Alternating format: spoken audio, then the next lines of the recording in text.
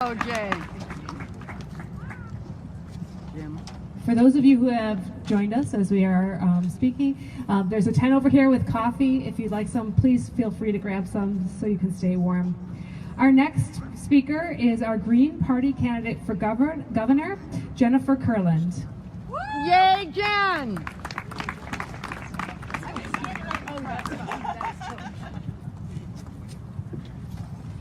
So I'm very proud to stand here with you all today, and I'm standing here also for my LG, the first open trans candidate for statewide office, Shar Davenport. I think it's really important when we talk about erasure that we also talk about the census, because recently our federal government decided that they still do not want to count LGBTQIA people.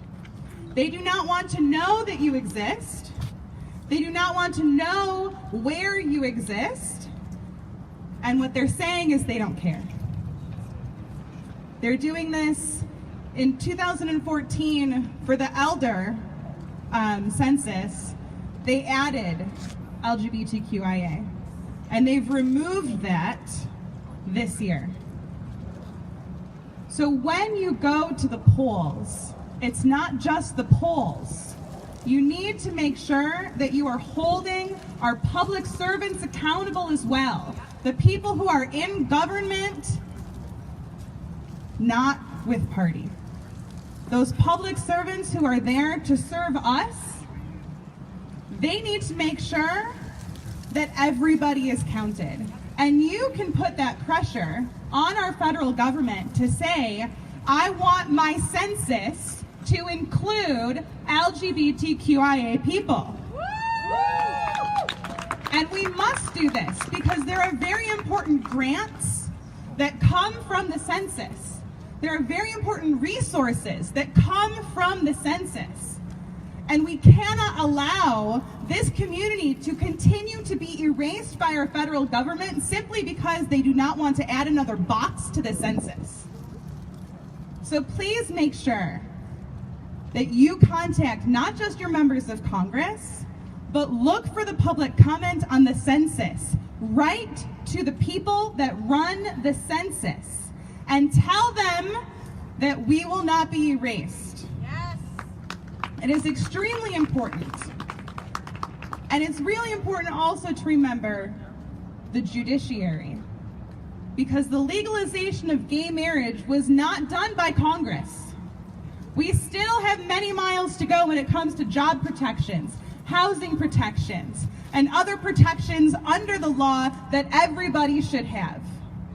And you need to research your judges. Please look at their voting record. Look to see, are they disproportionately sentencing people?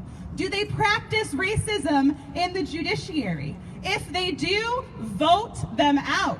Yes. Because the nonpartisan section of the ballot is just as important as the partisan section of the ballot.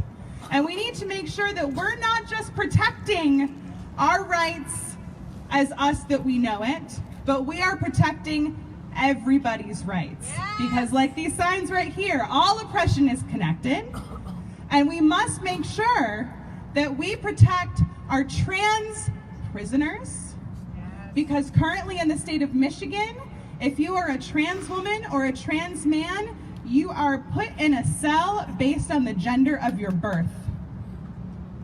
And that is wrong. And these are things that we can fix, not just at the ballot box on the partisan section, but at the ballot box in the nonpartisan section.